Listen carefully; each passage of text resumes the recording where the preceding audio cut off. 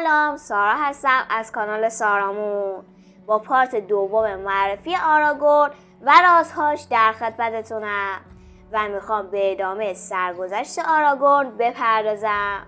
این قسمت خیلی مهمه چون مربوط به یه شخصیت دیگه‌ای به نام گالوم میشه که قراره ازش فیلم سینمایی هم ساخته بشه و این ویدیو کمک میکنه که درک بهتری از فیلم ارباب حلقه ها شکار گالوم داشته باشید. پس وقت رو از دست ندیم و بریم برای ادامه.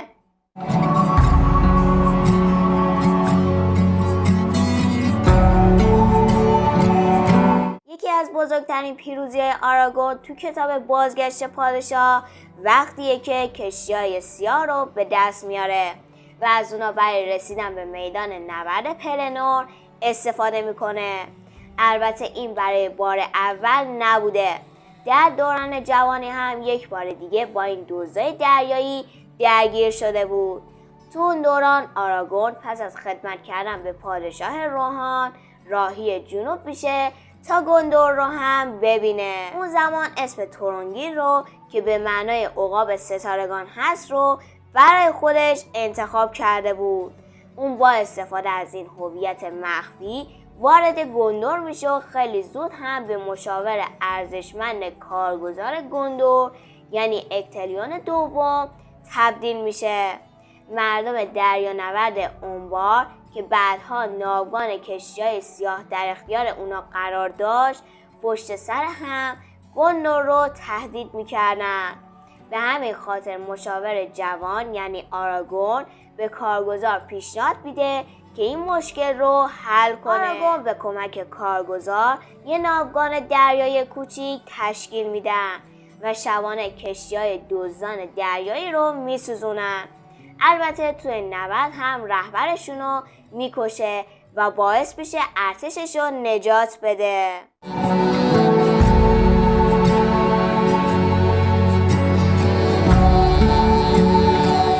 یکی دیگه از اتفاقای جالب اقامت آراگورن تو گندور تحت عنوان تورونگیر دعوایی که بین آراگورن و پسر میزبان یعنی دنتور اتفاق میفته.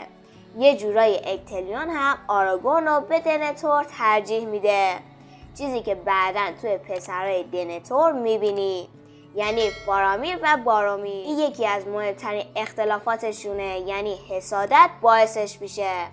دنتور طرفدار سارومانه ولی آراگورن به وضوح حامی و طرفدار گاندولف خاکستریه.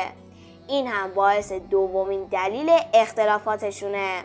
البته میگن بعدها دنتور میفهمه که آراگورن واقعا کی بوده، به خاطر همین بوده که خیلی سرد از آراگورن توی داستان بازگشت پادشاه استقبال میشه.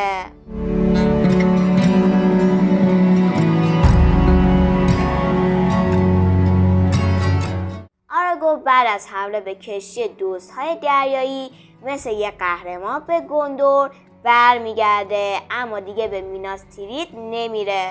یه نامه به اکتلیون میفرسته و میگه دوست ندارم درگیر اتفاقات ناخوشایند بشم و البته سعی میکنه به قلمرو ساورون هم نزدیک نشه. تالکین زیاد به بقیه ماجراجویی‌های آراگورن توضیح نمیده، فقط میشه گفت که آراگورن به همه نقاط دورتر سرزمین میانه سر زده و با همه نوع آدم و موجودات دیگه آشنا شده و ازشون کسب دانش میکرده و در موردشون تحقیق میکرده. به طور کلی میشه گفت یه جورایی برای مدتها از کتابهای تاریخی محو میشه، ولی به طور قطع میشه گفت که اون توی این مدت روی برنامه‌های احتمالی ساورون مطالعه و تحقیق میکرده.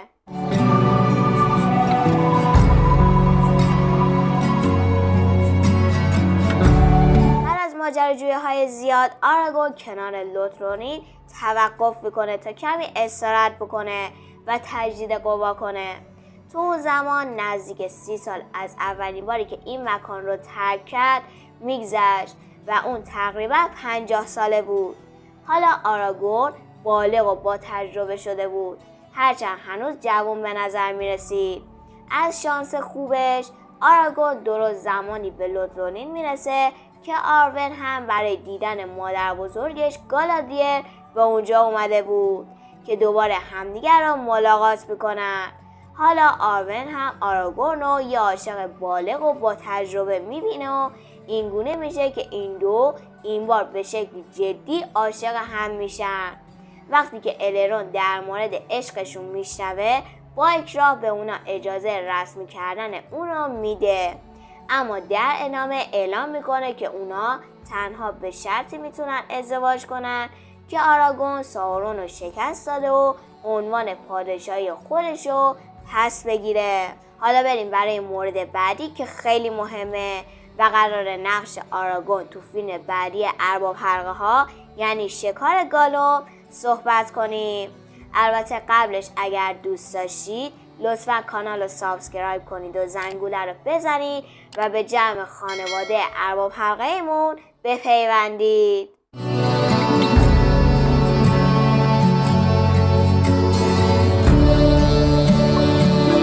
مدتی بعد از اتفاقات روی داده در لوتلورین اطلاعات چندانی در مورد فعالیت‌های خاص آراگورن به گوش نمیرسه. گفته میشه توی یه زمان کوتاهی سری به معادن موریا زده بود، هرچند این تجربه رو چندان دوست نداشته. انقدر بد بوده که دوست نداشته دیگه به اونجا برگرده. قبل از اتفاقات کتاب یاران حلقه آراگورن یه بار دیگه ظاهر میشه. مدتی بعد از جشن تولد مورد علاقه بیلبو آراگورن موافقت میکنه تا به گاندالف در شکار گالوم شیطان کمک کنه، در حالی که اون موفق نمیشه گالوم رو زودتر از ساورون پیدا کنه. در نتیجه گالوم به دست نیروهای ارباب تاریکی میفته. انقدر ارباب تاریکی زرنگ و باهوش بوده. چقدر وحشتناک بود، چقدر ترسیدم. گالوم به سختی شکنجه میشه تا اطلاعات مهمی در مورد شایر و بیلبو بگینز رو افشا کنه. البته آراگورن این موجود بدبخت رو پیدا میکنه و اونو تو لبه های مرداب مرده به دام میندازه، همون منطقه باتلاقی که بعدها گالوم فرودو و سم رو از همونجا رد میکنه. برخورد گالوم و آراگورن خیلی جالب نیست، چون گالوم به آراگورن حمله میکنه و اونو گاز میگیره و آراگورن هم مجبور میشه گالوم رو ببنده و با طناب همراه خودش ببرته. طبق توافقی که با گاندالف میکنه آراگورن گالوم رو توی سفری طولانی با خودش به سمت شمال میرگوود یا همون سیاه بیشه میبره، جایی که اونو توی زندان میذاره تا گاندالف بعدن سر فرصت از اون سوالو جواب کنه. اینجا رو احتمالاً از آراگورن توی فیلم شکار گالوم شاهد خواهیم بود، یعنی از شکارش تا بردنش توی سیاه بیشه توسط آراگورن. دفعه بعد که آراگورن رو میبینیم اون تو کافه بری هستش، جایی که برای اولین بار آراگورن با لقب استرایدر با هابیتا ملاقات میکنه.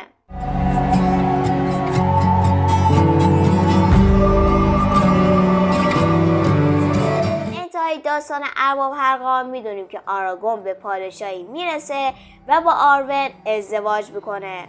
آراگورن به مدت 120 سال بر پادشاهی خودش حکومت کرد، در حالی که اونو با نام السار که به معنای جواهر الفی هستش میشناختن.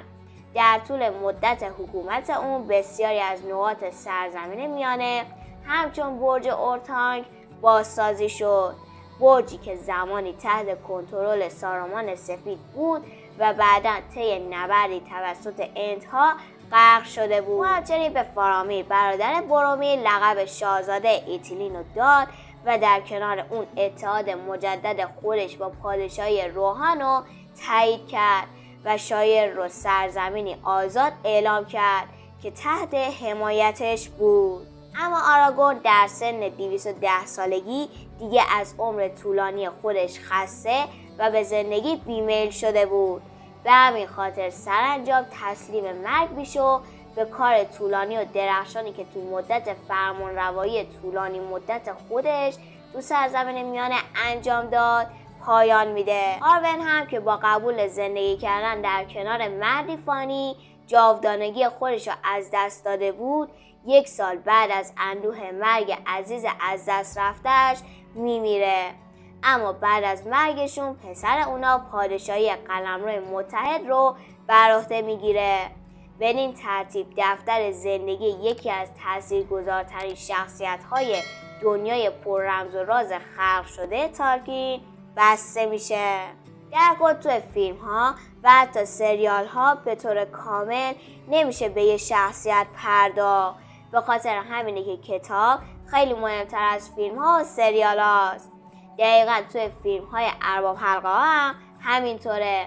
به طور کامل سرنوشت و حتی سرگذشته آراگورن رو نمیگه، ولی اگه کتاب رو بخونید به صورت کامل متوجه میشید که از اول تا آخر زندگی هر شخصیت، مخصوصا توی این مطلب آراگورن، چگونه گذشته و چه سرنوشتی داشته. امیدوارم که خوشتون اومده باشه. تا یه ویدیو دیگه دوستتون دارم. خدافظ.